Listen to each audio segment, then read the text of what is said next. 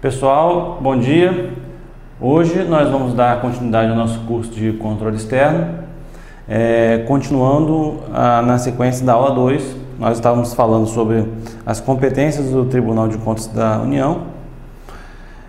Paramos no inciso 8, vamos agora para o inciso 9. Então, o artigo 71 fala: compete ao Tribunal de Contas da União,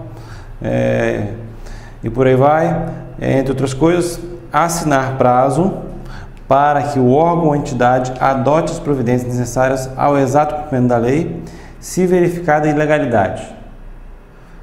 No inciso anterior, nós vimos que compete ao tribunal aplicar multa no caso de ilegalidade de despesa ou de ato praticado. Então, uma vez detectado um ato ilegal, o tribunal pode aplicar multa ao gestor, desde que faça o devido processo legal, chamando ele para se explicar, dando o direito de defesa, o contraditório, para ele se explicar, através de uma audiência ou de uma citação. E, caso o tribunal entenda que aquela ilegalidade da despesa ou de um ato praticado, ela é grave o suficiente, pode aplicar a multa, uma sanção, como a gente viu na última aula. Além disso, como finalidade corretiva, o tribunal pode aplicar, determinar, assinar prazo, que na verdade é uma determinação, determinar ao órgão para que cumpra, para que proceda de uma outra forma, para que não incorra mais naquela ilegalidade, naquele ato praticado de forma ilegal. Então, nesse negócio, assinar prazo determina o órgão X que no prazo de 60 dias, 30 dias, 120 dias, adote tais providências para cumprir a lei, já que neste caso concreto ela foi descumprida assim. Então, seria o caso de determinação com prazo. Agora, uma coisa interessante é o seguinte, que já caiu em prova. Caso constatado ilegalidade de despesa ou ato ilegal, pode, em razão do inciso anterior, o inciso 8, haver multa, como eu já falei, se o tribunal chamar o gestor para se explicar, através do devido processo legal, abrindo direito de defesa. Agora, independentemente desta multa, pode haver determinação ao órgão, com base nesse inciso 9, para que ele proceda às correções. Ou seja, a multa independe da determinação, isso já caiu em prova, dizendo que o tribunal só poderia determinar ao órgão caso tivesse aplicado multa ao gestor por ato ilegal. Isso não é verdade, você pode determinar mesmo que não tenha aplicado multa. Às vezes, inclusive, no curso do processo do tribunal, é mais simples, se a ilegalidade ou o ato praticado não for assim tão grave, você fazer uma determinação ao invés de chamar o gestor em audiência para ele se explicar, porque iria acabar demorando o processo desandar e você ia ter pouco ganho, porque o ato praticado não foi tão grave assim. Aí eu pulo, tem o inciso 9, vou para o inciso 11, porque eu acho que ele tem relação com o outro. Ele fala: representar ao poder competente sobre irregularidades ou abusos apurados. Nesse caso aqui, representar é no sentido de avisar, comunicar ao poder competente sobre irregularidades ou abusos apurados. Por que o tribunal tem que representar ao poder competente se ele encontrar alguma irregularidade ou algum abuso apurado? O tribunal, como a gente já viu, é um órgão administrativo. E ele detém algumas competências próprias e privativas de controle externo. Ele não é um tribunal judiciário, ele não pode fazer, por exemplo, a persecução penal, que cabe, por exemplo, ao Ministério Público. Ele não pode, por exemplo, processar alguém por improbidade administrativa. Isso é competência da AGU, Advocacia Geral da União. Ele não pode prender, ele não pode quebrar o sigilo bancário, ele não pode, por exemplo, suspender ou bloquear recursos orçamentários no orçamento da União para evitar repasse a obras.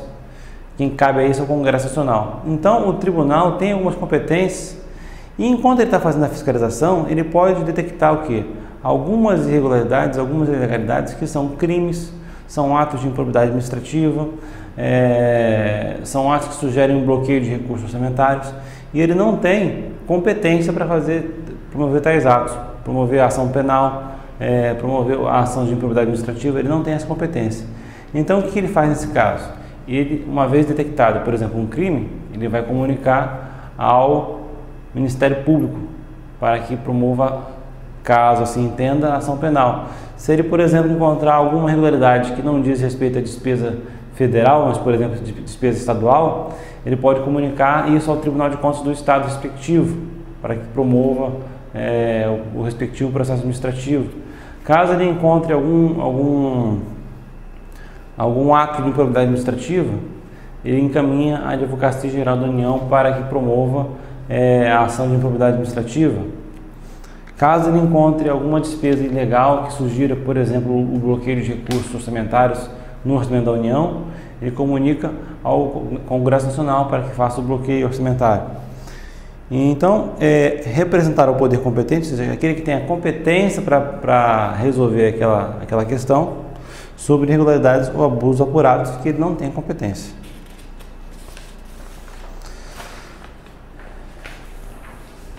Aí, na próxima página, nós temos uma prova realizada pelo CESP de procurador do Ministério Público junto ao Tribunal de Contas do Estado de Pernambuco.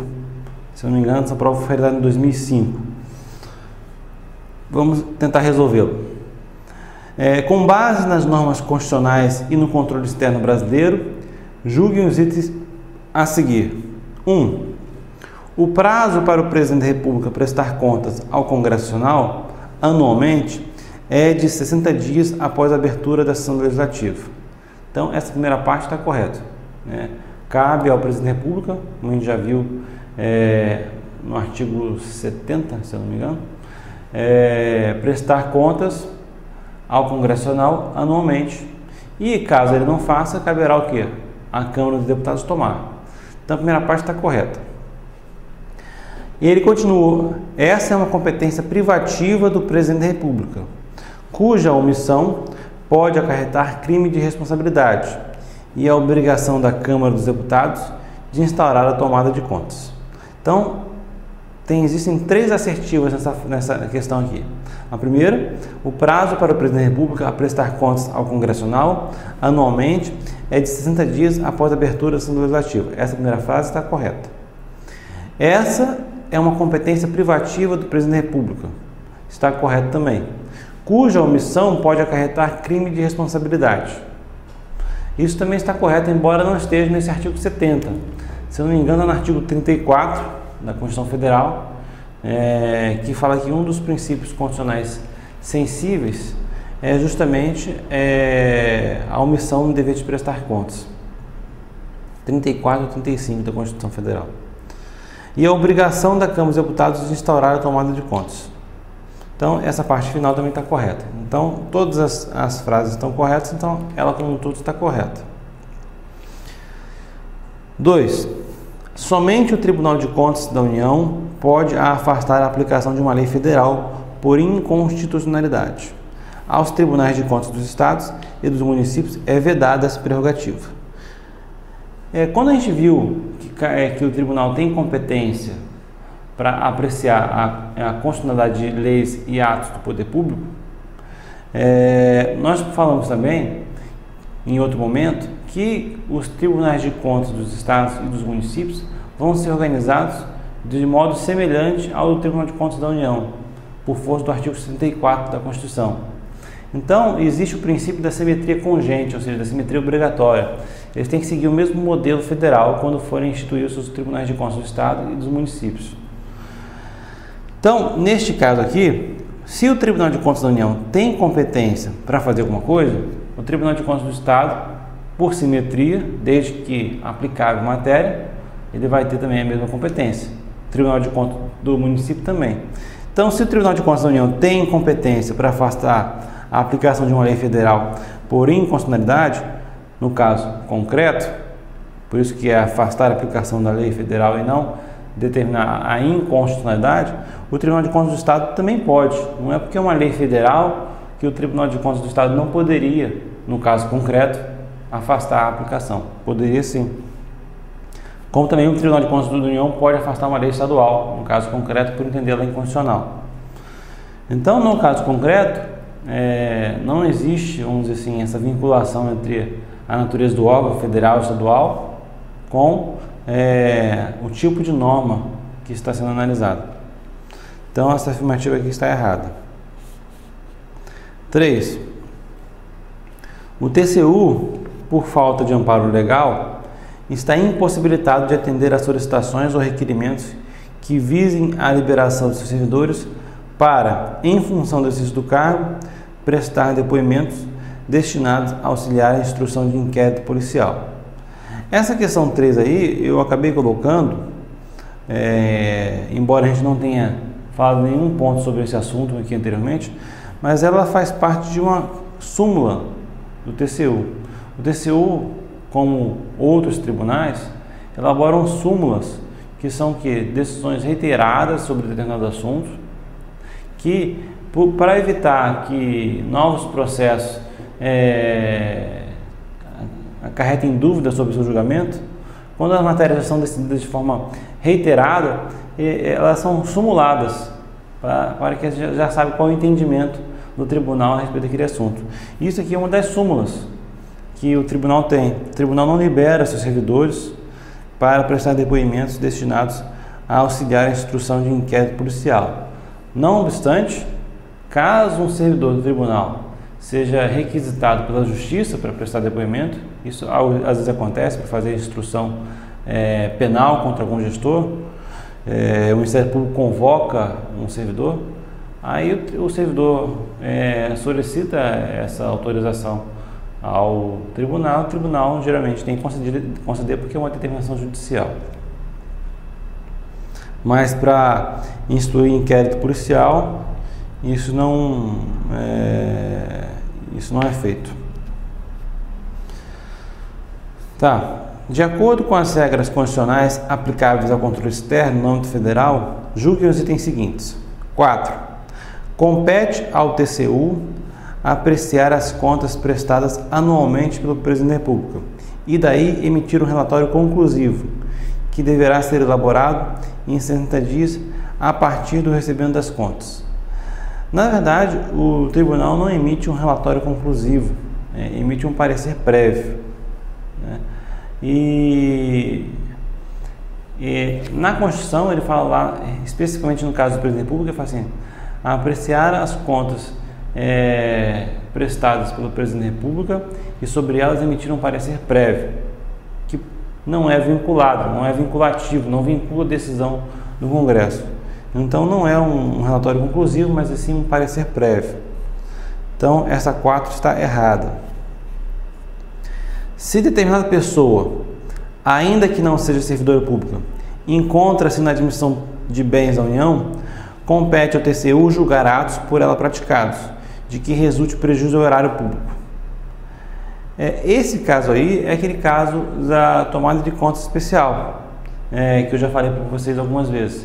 Mesmo que um servidor ou não, qualquer pessoa, física ou jurídica, cause prejuízo à União, se ele causar esse prejuízo, mesmo que ele não tenha contas anuais, mesmo que ele não tenha uma conta regular, vai fazer o quê? Vai ser aberto contas para que sejam julgados regulares com ressalva ou irregulares. Então, é irrelevante se a pessoa ela é servidora pública ou não, para fins de responder perante o tribunal por meio de TCE. Nesse caso, se os atos que elas praticarem resultarem de fato prejuízo ao erário, ela vai ter as contas julgadas irregulares.